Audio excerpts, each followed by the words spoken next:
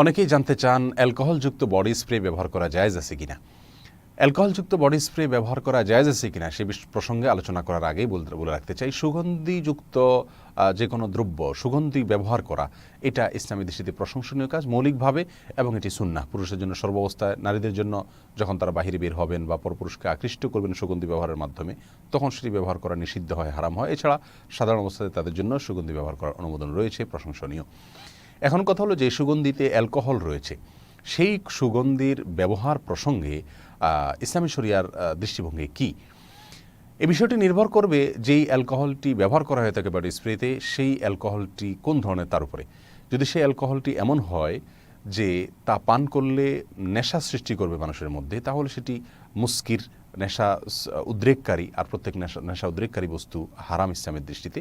সেই হিসাবে সে অ্যালকোহল হারাম, আর সে হারাম অ্যালকোহল সেখানে থাকার কারণে ওলামায়ে কেরামের অনেকেই সেটাকে নাজায়েজ বলেছেন। যেমন বিন বাজ রাহমাহুল্লাহ কোনো ধরনের বডি স্প্রে যেটাতে অ্যালকোহল রয়েছে এবং নেশা সৃষ্টি করে এরকম অ্যালকোহল রয়েছে, এটি তিনি নিশ্চিত হতে পেরেছেন সংশ্লিষ্ট বিশেষজ্ঞদের মাধ্যমে, তখন সেটি তিনি হারাম বলেছেন, সেটির ব্যবহারকে নাজায়েজ বলেছেন। অবশ্য ইবনে উসাইমিন রাহিমাহুল্লাহ বলেছেন যে অ্যালকোহল যদি সেটা নেশা সৃষ্টিও করে সেটা ব্যবহার করা জায়েজ হবে, কারণ সেটি পান করা হারাম, খাওয়া হারাম, কিন্তু সেটাকে ব্যবহার করলে সেটা হারাম হবে না, কারণ প্রত্যেক হারামই নাপাক হওয়া জরুরি না। আবার অনেক ওলামা কেরাম বলেছেন এটা ব্যবহার করে আপনি নামাজ পড়তে যেতে পারবেন না, সাথে সাথে একটু দেরি করে তারপর যেতে পারেন, যাতে বাষ্প হয়ে অ্যালকোহলটা উড়ে যায়, যেহেতু এটা হারাম, আর হারাম জিনিস অনেক ওলামাদের মধ্যে নাপাক, প্রত্যেক মদ এবং নেশাজাতীয় দ্রব্য, সেজন্য তারা বলেন যে একটু দেরি করে নামাজ পড়তে যাবেন। তাহলে আমরা দেখতে পাচ্ছি এখানে যে অ্যালকোহল যদি নেশা সৃষ্টি করে, সেরকম অ্যালকোহল থাকে, সেটাকে অনেক ওলামায়ে কেরাম ব্যবহার করা নাজায়েজ বলেছেন, অনেকে এটাকে ব্যবহার করা জায়েজ বলেছেন, এই অর্থে যে এটা নাপাক নয়, আর যেহেতু এখানে পান করছে না অতএব হারামের কিছু নাই।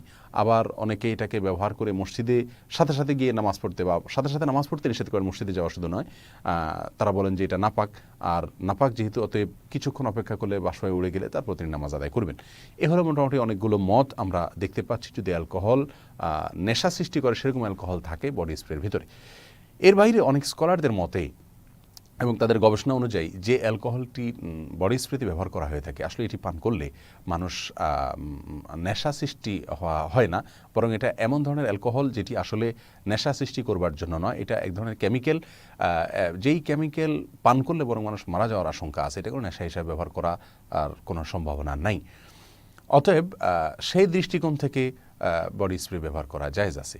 এখন কোন বডি স্প্রেতে কী ধরনের অ্যালকোহল আছে না আছে, সেই গবেষণার বিস্তারিত ইয়েতে আমরা ডিপে না গিয়ে মৌলিকভাবে একটি কথা আমরা বলতে পারি, তা হলো অ্যালকোহলযুক্ত বডি স্প্রে ছাড়া বিকল্প যদি কোনো বডি স্প্রে থাকে যেটাতে অ্যালকোহল নাই অথবা আতর, সেটা ব্যবহার করা নিরাপদ এবং উত্তম হবে।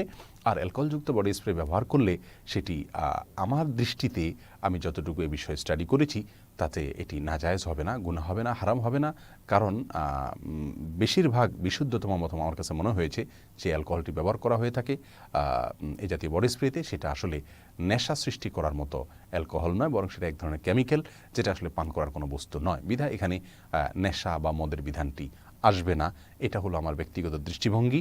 অতএব এই ধরনের অ্যালকোহলযুক্ত বডি স্প্রে ব্যবহার করা আমাদের সাথে জায়েজ হলেও যদি অ্যালকোহল মুক্ত বডি স্প্রে থাকে, তাহলে সেক্ষেত্রে সেটিকে ব্যবহার করা নিরাপদ হবে এবং উত্তম হবে।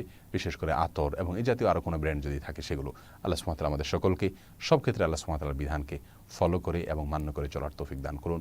জাযাকুমুল্লাহু খায়রা। আসসালামু আলাইকুম ওয়া রাহমাতুল্লাহি ওয়া বারাকাতুহু।